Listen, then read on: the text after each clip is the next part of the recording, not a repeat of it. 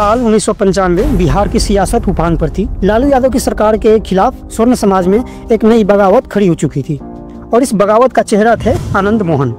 30 साल बाद 2025 में वही समाज, वही नारा, वही जोश, लेकिन चेहरा नया, प्रशांत किशोर। सवाल उठता है कि क्या बिहार उसी राह पर लौट रहा है या एक सिर्फ सोशल मीडिया का मायाजाल है।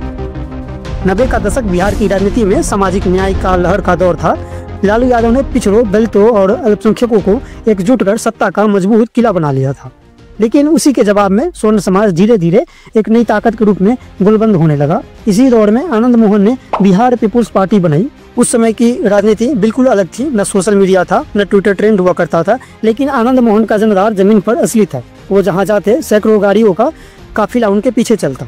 सभाओं में पैर रखने की जगह तक नहीं होती। राजपूत, भूमिहार, मिथिलांचल के ब्राह्मण मानो उनके नाम पर एकजुट हो गए थे। छोटे छोटे कस्बों में दीवारों पर लिखा जाता था, स्वर्णों का नेता आनंद मोहन। दिसंबर 1994 में उत्तर बिहार में एक के बाद एक कई घटनाएं हुई। छोटा शुक्ला की हत्या और फिर डीएम कृष्णैया की हत्या। इन दोनों घटनाओं ने बिहार के राजनीतिक तापमान को आग में झोंक दिया। उस वक्त बिहार और झारखंड एक ही राज्य थे और उत्तर बिहार में माहौल बारूद के जैसा था। आनंद मोहन ने 1995 के विधानसभा चुनाव में बड़ा दांव खेला। उन्होंने ऐलान किया कि बिहार पीपुल्स पार्टी सभी 324 सीटों पर चुनाव लड़ेगी और खुद 3 जगहों से मैदान में खड़े हो गए, खड़गपुर, गायघाट और शिवहर से। लेकिन जब नतीजे आए तो नतीजे उम्मीदों से बिल्कुल उलट थे। आनंद मोहन तीनों सीटों से चुनाव हार गए। पूरी पार्टी का खाता सिर्फ अररिया में खुला।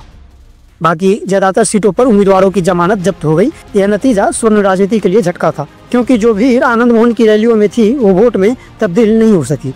यह स्वर्ण एकता सिर्फ गुस्से में बनी थी, ठोस संगठन या सामाजिक संतुलन पर नहीं।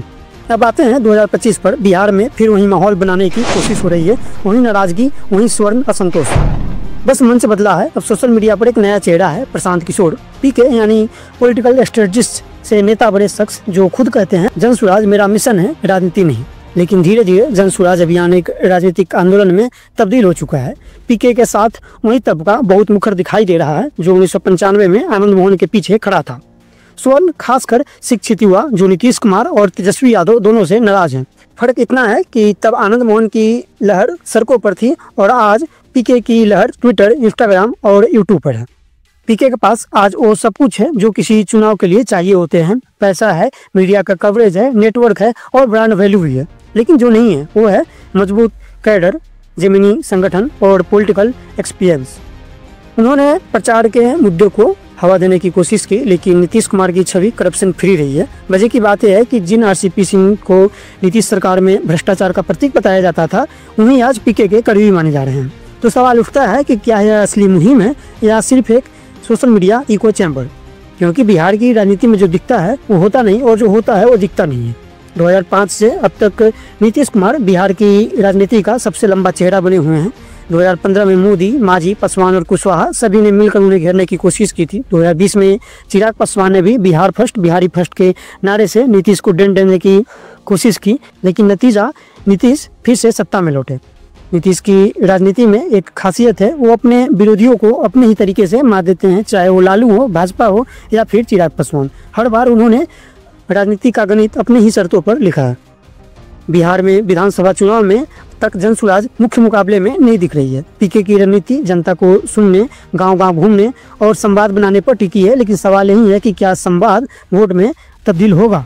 हाँ, अगर एनडीए और आरजेडी गठबंधन अपनी गलतियों में उलझे रहें, अगर नीतीश या तेजस्वी की विश्वसनीयता पर सवाल उठते रहें, अगर चुनावी नैरेटिव भ्रष्टाचार और निराशा पर गया, तब पीके को मौका मिल सकता है। अगर नहीं तो 1995 की तरह ये आंदोलन भी इतिहास के फुटनोट में सिमट कर रह जाएगा। 3 दशक पहले आनंद मोहन ने कहा था कि हम स्वर्ण समाज की आवाज़ है और 3 दशक बाद प्रशांत किशोर वही कोशिश कर रहे हैं कि हम बदलाव की आवाज़ है। बस फर्क इतना है कि तब राजनीति धरती पर हुआ करती थी, अब डिजिटल हो गई है।